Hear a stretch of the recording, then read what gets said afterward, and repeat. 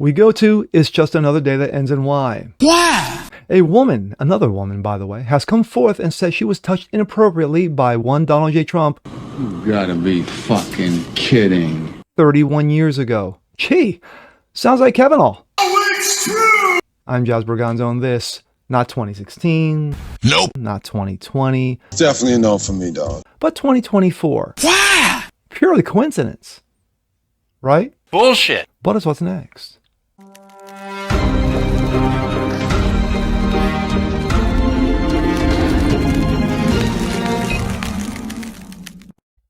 Hey, happy Friday, ladies and gentlemen. Jazz Berganzo, what's next? Your daily dose, common sense, facts, and salt. Hope you guys are feeling good today as we go into the weekend. It's always a good thing. Well, what is this? October 25th. You know that every 2 years, every 4 years, elections coming up, things happen, issues, policies, what have you, nonsensical garbage. This year has been the most nonsensical garbage that's ever been spewed during an election season. And of course, it's all coming from the left. So leave it to no one's surprise. Speaking of surprises, October surprises, because you expect at least one. So far, we didn't have any. Until now.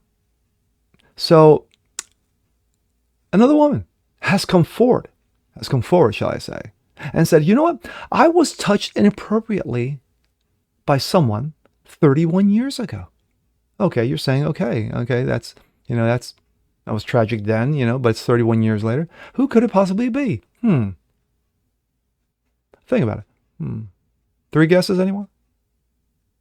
Yeah, that would be one Donald J. Trump. Yes, I know. It's just, it's just purely coincidence that we are less than 2 weeks away and this shit comes out. Yeah. But there's a twist. And here we go. This comes out of Breitbart. Latest Trump accuser is another Democratic activist. Gee, who would have saw that coming? The latest Trump accuser, who chose to fully roll out her accusations 2 weeks before the presidential election, is actually a Democratic activist.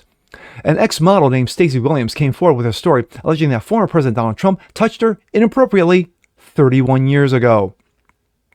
Williams, who dated sexual abuser Jeffrey Epstein. I'm sorry, what?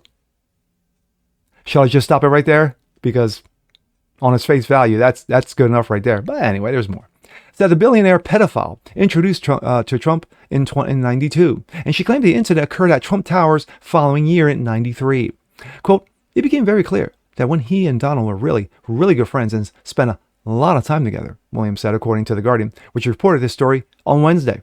According to her story, Epstein suggested that they go for a stroll and stop by Trump Tower. She then claimed that upon greeting her, Trump pulled her towards him and started groping her. According to The Guardian now, mind you, a well-established news outlet. She said that he put her hands all over my breasts, as well as her waist and her buttocks. She said she froze because she was deeply confused about what was happening. And at the same time, she said she believed she saw 2 other men smiling at her. Notably, she claimed that she did not know Epstein's pattern of sexual abuse at the time of their dating. Trump's campaign press secretary, Carolyn Levitt, wholly blasted these claims, noting that the accusations were made by someone who is a, quote, a former activist of Barack Obama, knowing that the accusations were also announced on Harris's campaign call just 2 weeks before the election. She said they are unequivocally false. Indeed, Williams is a Democrat activist who worked with Clean Tech for Obama, which enlisted her in the Federal Elections Commission's records. Further, it's true that Williams opted to come fully forward with this story on call, organized by the Groups of Survivor for Kamala, described itself as Coalition Survivors of Sexual Abuse and Gender Violence and Survivor-led organizations. That group recently released a full-page ad in the New York Times, attempting to convince Americans that Trump is an abuser. The attempt is a contrast with Harris, who they champion as a sex crimes prosecutor, conveniently failing to mention that her track record for failing to prosecute sexual abuse cases related to the Catholic Church. It remains unclear if these allegations, in fact, is the left's October surprise. It's obviously a fake story that was contrived by the Harris campaign, Levitt added. Gee, the timing of it all. It's got that Kavanaugh vibe, doesn't it? You remember that. You remember during the, Justice Kavanaugh, hearings, confirmation hearings for the Supreme Court, where a woman named Blasey Ford came out and said, you know what? Kavanaugh rapped me 31 years ago. I mean, no, 30 years ago. I was at a party. He touched me inappropriately and things happened and that happened. I call upon witnesses. Every single witness came up and said, I don't know what you're talking about, son. Kavanaugh. Yeah, I know Kavanaugh. I was at the party. I didn't see anything. Every single witness failed, and got kicked to the wayside. But believe all women. Wasn't that the mantra?